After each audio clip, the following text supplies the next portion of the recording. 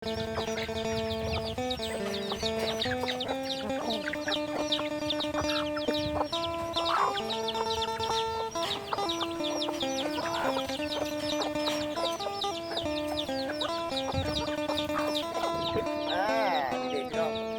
เช้าน่ะมีทั้งคณะแม่ของสะพอนเพิ่นแม่สะพอนเพิ่นมา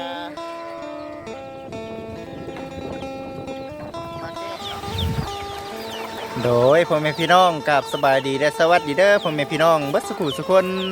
กลับมาพบมาพอกับบ่จิตคือเก่าอีกเด้อเนาะกะตอนนี้พี่น้องทางบ่จิตเอง อยู่ให้อยู่หน้าเด้อเนาะตอนนี้พี่น้องมาผูกงัวมื้อนี้เนาะพ่อพี่น้องเพราะว่ามื้อนี้มาไวแน่มื้อนี้ก็ได้ก็ปกติน่ะมีแต่ถ้าพ่อเพิ่นเนาะถ้าพ่อเพิ่นมาผูกงัวอยู่หน้ามื้อนี้ทางบ่จิตเองมาไวก็เลยถือเอาโอกาสนี้แหละมาผูกงัวเปลี่ยนเพิ่น ปกติก็ถ้าพ่อเพิ่นดอกพี่น้องเอ้ยนี่เด้พี่น้องงัวของบ่จิตเด้อนี่เด้อเนาะจักแม่นตัวไหนพี่น้องบ่จื้อ เป็นงัวของทางสาวก่อนเพิ่นนำพี่น้องเอ้ยงัวของบ่จิตเองก็ โอ้บ่ว่าพี่น้องลืมฮอดอนามงัวของเจ้าของเนาะอันนี้ก็จะเป็นเถียงหน้าของสาวก่อนเพิ่นพี่น้องมาผูกอยู่ที่หน้าของสาวก่อนเพิ่นเนาะแล้วก็มีไก่น้ำอีกแน่พี่น้องยังสิเอาเข้ามาเกลือไก่อยู่เนาะอันนี้คือจะเป็นอยู่นะนี่เด้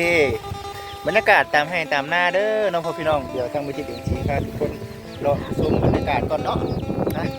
คำว่าเสียงลมเดี๋ยวทางบ่จิตเองสิปรับเนาะเป็นให้มันเป็นเสียงดนตรีพี่น้องมีงัวหนองงัวน้อยแน่งัวน้อยตัวนี้ก็บ่ฮู้ว่าเป็นงัวของบ่จิตหรือบ่พี่น้องเอ้ยพูดไปแล้ว โอ้ยเนาะแต่ว่าชื่อนี่ก็เป็นชื่อแต่งัวอันนี้แหละอันนี้ของบ่จิตเลยตัวนี้ของบ่จิตเลยตัวนี้เนาะก็เอาเข้าตารางพี่น้องเอาเข้าตารางเพราะว่าตั้งแต่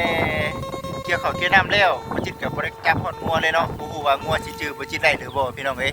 รอขึ้นกว่าเก่าแล้วยันงัวชื่อบ่ได้พี่น้อง บ่หยอกพี่น้องบ่หยอกไปเด้อนี่เด้อมานะมาอันนี้มานี่ไปขอบอลนี่แหละพี่น้องมันบ่ให้จับพี่น้องเอ้ยมันยากมันก็ได้เสียงลมแน่เด้อเนาะลม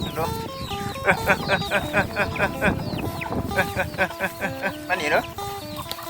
งัวน่ะแฮ่พี่น้องย่านบ่จิตบ่นี่จังใดเนี่ยฮะย่านบ่จิตบ่มาสิผูกงัวไว้มาเดี๋ยวสิผูกไว้เด้อนี่เด้พี่น้องเบิ่งทางบ่จิตเองก็สิแป๊บนึงพี่น้องตั้งกล้องไว้ก่อนเนาะอยู่ใส่นี่พี่น้องแป๊บนึงบนตั้งกล้องก่อนเนาะไก่ก็หลายพี่น้องแต่เหมือนไก่ของบ่จิตเด้อนี่เด้อเนาะเป็นไก่ของสาวคนเพิ่นนี่แหละเนาะแล้วพวกมัน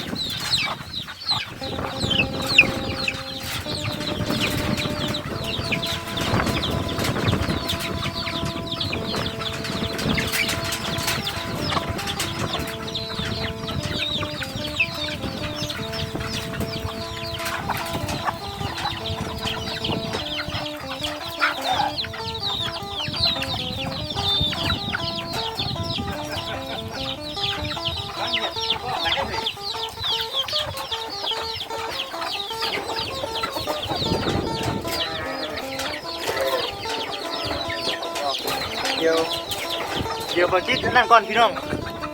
เดี๋ยวบ่จิตเอาขึ้นก่อนเนาะรู้สึกแบบว่าย่านงัว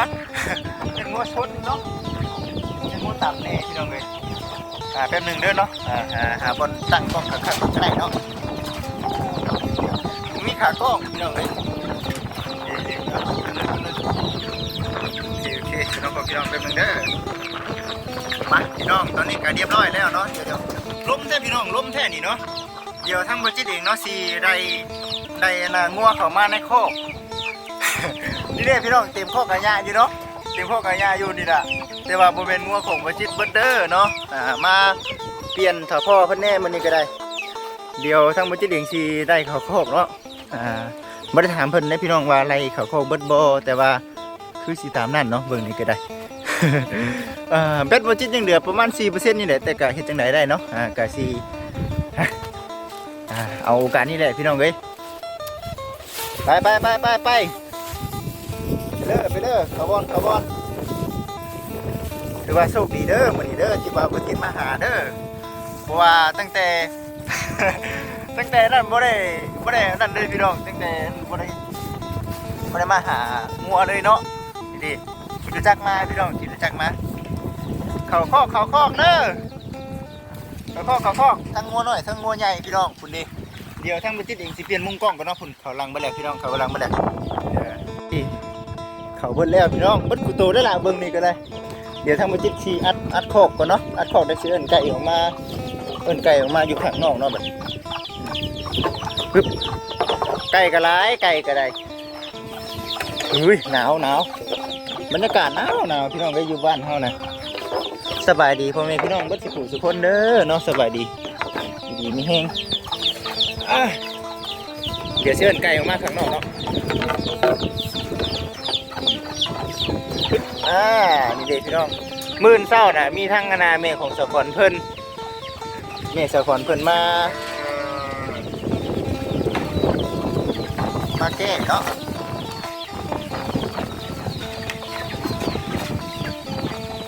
ก่อนหวังว่าเขาเบิดเลยนะพี่น้องเมนบ่หวังว่าได้งัวเขาเบิดคูโตได้แหละเบิ่งนี่บ่ได้นับพี่น้อง บ่นับฮอดงัวบ่คิดบ่นับฮอดงัวพี่น้องเอ้ยคือสิผ่านเบิดได้แล้วว่าเนาะเบิ่งรอบๆก่อนบ่ได้นับฮอดงัวว่ามันจักโตเด้องัวบ่คิดเองก็บ่ได้นับจำหน้าว่าจังจักโตคือว่าเป็นแล้วพี่น้องดีครบเนาะมาครบป่ะ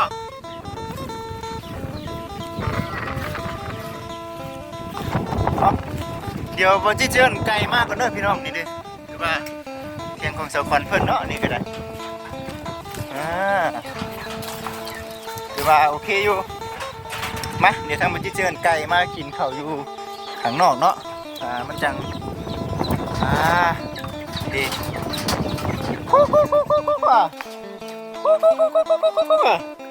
มาแล้วพี่น้องมาแล้วเพรา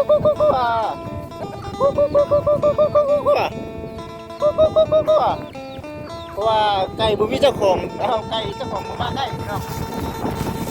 มากินข้าวเดือนหนึ่งเด้อพี่น้องเด้อเนาะเบิ่งได้ละ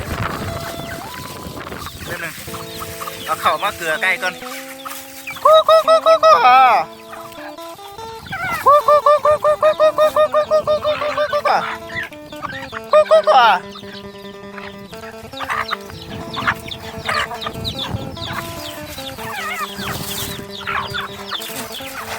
เด้อ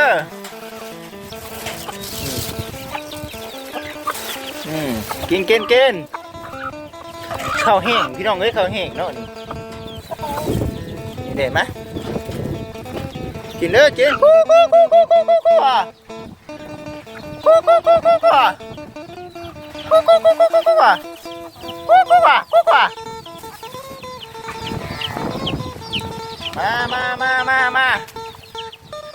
าแทนเอากินข้าวเด้อกินข้าวเอากิน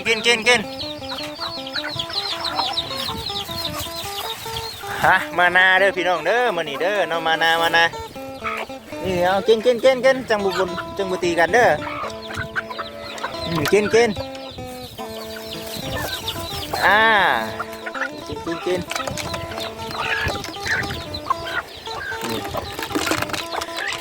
มันเข่ากระแดงพี่น้องเข่าเอ้า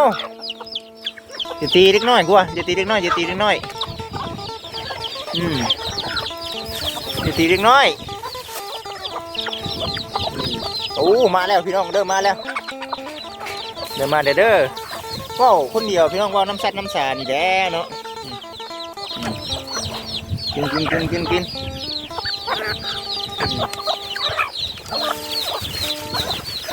ตักถ้าพอเอาให้เอาเข้ามากินอย่างพี่น้องเลยแต่กะคือจิเมนเกลือไก่นี่แหละเนาะมุ้งนี่ออกมาไม่ติดเองกะกลับเลยพี่น้องเลยจัดการให้อันน่ะกินไอ้พี่เอามากินเด้อนี่พี่น้องเอ้ยสบายดีเด้อน้องพ่อพี่น้องสบายดีตอนบรรยากาศค่อยคำน้ำแดงพุ่นคือจะเป็นพระเจ้านอนหน้าพี่น้องเอ้ยถ่ายใกล้ๆเนาะเอากิน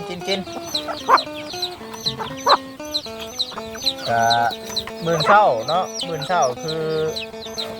น่าจะเป็นแม่ของสะคอนเพิ่นแม่ของสะคอนเพิ่นสิมาแก้ว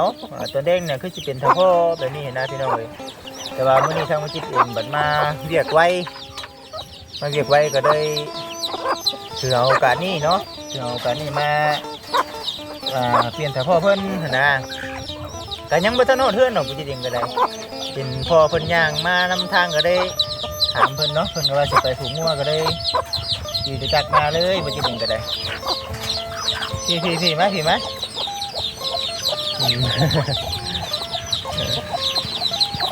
ก็คือสีประมาณนี้เด้อน้องพ่อพี่น้องก็คลิปนี้ ก็จักสิว่าจังใดก่อนเนาะบรรยากาศตอนเคยขับยามแดงอยู่แถวบ้านเฮาพี่น้องเอ้ยคนได้นาบุจิตอยู่พุ่นพี่น้องนาบุจิตเห็นบ่อยู่เถียงพุ่นแหละพุ่นไกลๆพุ่นเถียงบุจิตเนาะ ว่าแล้วก็ไก่แล้วพี่น้องเอ้ยอีกจะเด็กจะหน่อยบุญบังปอกบังไฟเข้ามากับไก่หอนยำให้ยำหน้าแล้วล่ะกินได้หลายเด้อหนาวบ่มันนี่นั่นแหละปลาไปนางัวปีนี้กับปลาไปนาตะเกาน่ะปลาไปตารางเฮือนบ่จิตเนาะแต่ว่ามันโอ้พี่น้องเอ้ยยากหลายเพราะว่าเฮือนกะเขาบ่ได้แล้วเดี๋ยวนี้เนาะมันเป็นเฮือนจบเฮือนงามแล้วพี่น้องเฮือนกับบ่ก็เอางัวเข้าตารางแล้วเนาะเด็กกำลังกินพี่น้องเอ้าปั่นกันกินเป็นยังเนี่ยนั่นแหละโอเคสำหรับพ่อพี่น้องสำหรับคลิปนี้ทางบุจิตเองจะได้ขอตัวจบคลิปได้เด้อกราบขอบคุณเนาะพ่อแม่พี่น้องบัดสักคนที่เข้ามาติดตามรับชมพี่น้องเอ้ยทางบุจิตเองก็คือจะได้ขอตัวจบคลิปและก็คือจะได้ขอตัวเมื่อเนาะเมื่อหามน้ำในเมื่อหาตัดคลิปแน่พี่น้องเอ้ยคลิปนี้ก็ยังยังหลายอยู่เนาะยังบ่ทันได้เบิดนี่ก็ได้บ่ได้กลับมาแต่เวียกมาแต่งานโอเคพี่น้องสำหรับคลิปนี้เด้อเนาะถ้าหากว่าผิดพลาดประการใดทั้งวิจิตรกับขอโทษขออภัยพ่อแม่พี่น้องบัดสักคนหลายเด้อเนาะก็ขอให้พ่อแม่พี่น้องบัดสักคนอยู่ดีมีแฮงสำหรับคลิปนี้ทั้งวิจิตรขอกล่าวคำว่าสบายดีพี่น้องเอ้ยยิ่งอยู่ใกล้ยิ่งจ้อยเนาะพ่อพี่น้องวิจิตรก็ได้เนาะโอ้ยโอเคพี่น้อง